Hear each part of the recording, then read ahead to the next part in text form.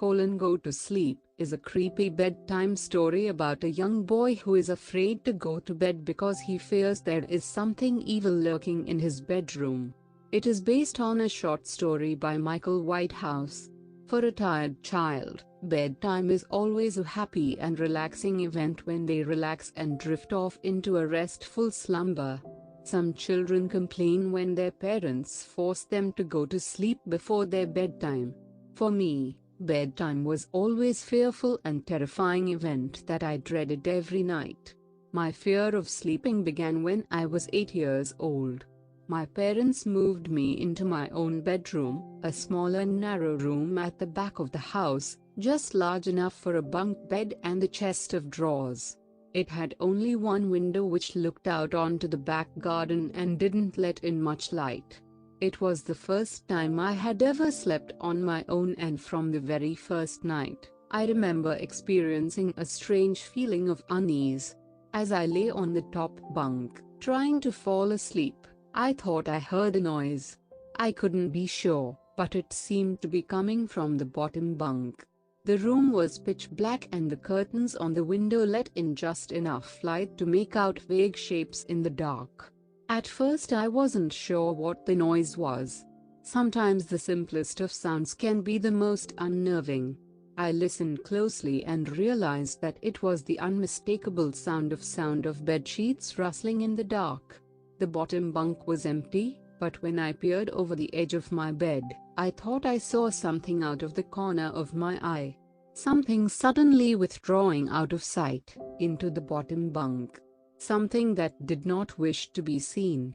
I lay there in disbelief, trying to convince myself that it was just my fevered imagination running wild. I turned to face the wall and closed my eyes, willing myself to fall asleep quickly. The rustling noise beneath me steadily increased until I couldn't ignore it anymore. Whatever was lurking in the bottom bunk began to toss and turn violently. Fear gripped my heart and I had a terrible sinking feeling in the pit of my stomach. My pulse was racing and I broke out into a cold sweat. I could hear the sheets thrashing back and forth below. Eventually, I couldn't take the tension anymore and cried out for my mother. Suddenly, the bunk bed began to shake violently, clattering against the wall. The bed sheets below me were still twisting and turning. I couldn't get out of bed in case the thing in the bottom bunk reached out and grabbed me. I imagined it pulling me by the ankle and dragging me off into the darkness. I was trapped in the top bunk, like a cornered rat, unable to flee. I clutched my blanket with white knuckles and waited. The door finally burst open and my mother came in to calm me down. Tears were streaming down my face. She lay down in the empty bunk and promised to stay there until morning. Eventually, I was able to fall asleep. The next day, as I played in the backyard, I kept glancing up at my bedroom window. Each time, a chill ran down my spine and my hair stood on end. I felt like something was lurking in that room, watching me play and waiting for night to fall, so it could be alone with me again. I tried to tell my parents about it, but they wouldn't listen to me. They just dismissed my claims as childish fears of the dark, and when night arrived, they ushered me upstairs and forced me to get into bed. "Go to sleep," said my mother. "Stop being such a baby." I didn't protest. It was no use. I resigned myself to my fate, climbed up to the top bunk, got under the covers and waited. Lying there in the darkness, alone and frightened, I heard the quiet rustling of bed sheets and knew it was starting again. But, this time, it was different. I heard the sound of slow, rasping breathing coming from the bottom bunk. The soft, labored wheezing made me shudder. Only a flimsy mattress separated me from whatever was lurking below. Lying there, paralyzed with fear, I just wanted the thing to leave me alone. Its labored breathing became louder and louder.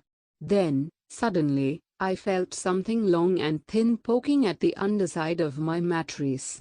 I screamed in horror and the bunk bed began shaking violently. My mother came rushing in and calmed me down with a comforting hug.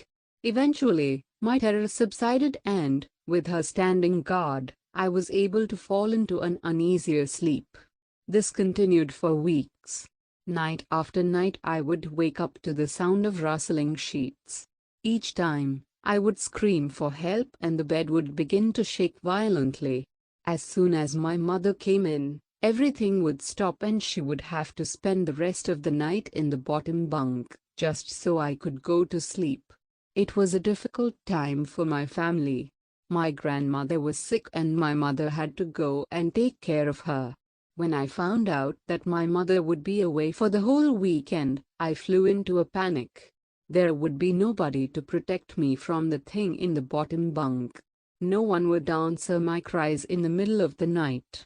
On the day my mother left, I rushed home after school and immediately stripped the bed sheets and mattress off the lower bunk and removed all of the slats. My plan was to prevent that thing having a place to sleep for the night. I hoped that somehow this would protect me. Unfortunately, that night proved to be the most terrifying experience of all. To this day, I shudder to think about it. I managed to fall asleep, but, in the middle of the night, something woke me up. The room was pitch black and there was no noise, no rustling of sheets, no movement at all. However, something didn't feel right. Just then, I felt the covers on my bed begin to move. The horrifying truth suddenly dawned on me. The wretched thing that had terrorized me night after night was not in the bottom bunk. It was in my bed. I opened my mouth and tried to scream, but nothing came out. My eyes were wide with terror and I lay motionless, barely able to breathe. I didn't want to let it know I was awake. I could feel it lying beside me, something cold and slimy leaning against my right arm.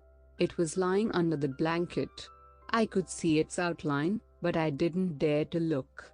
All of a sudden, it rolled over on top of me and I felt its weight pressing down on me. I will never forget that awful feeling. Hours passed and I lay there motionless, in the darkness, too frightened to move a muscle. I wanted to cry, but no tears would come out. Finally, I reached my breaking point and couldn't bear it a moment longer. Ever so slowly, I tried to ease myself out from under it.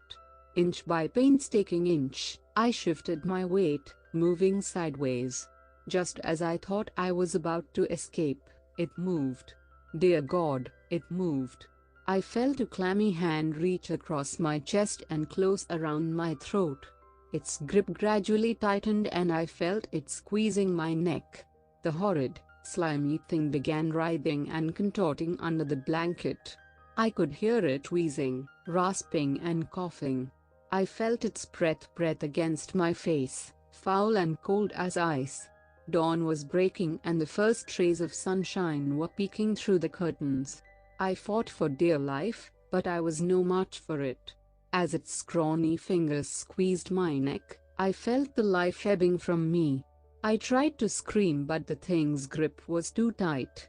I was fighting to stay conscious when, suddenly, it released me and slowly withdrew, melting slowly into the wall. I tumbled off the bed and scrambled out of the bedroom. When I got downstairs, I breathed a sigh of relief. I had survived the most horrible experience of my life. To this day I still break out in a cold sweat at the sound of bed sheets rustling in the night. I spent the entire day trying to convince my father to spend the night in my room. It took some effort, but he finally agreed. Perhaps he was just trying to humor me while my mother was away. Whatever the reason, it proved to be a smart move because, in one night, it solved the problem for good. The very next morning, he stormed into my room and told me to pack a suitcase. We were moving to a hotel,